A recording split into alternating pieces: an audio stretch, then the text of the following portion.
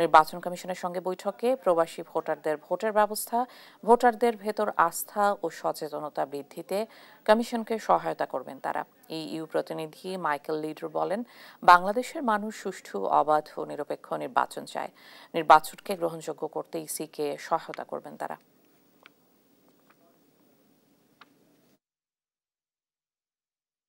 We had the opportunity to speak to election officers at the Upasila district, regional and national level, and we had very interesting conversations until now. We have been here for 2 weeks. We will be leaving the country by the end of this week, and we will be very happy to continue conversations with the national institutions as well as civil society in Bangladesh.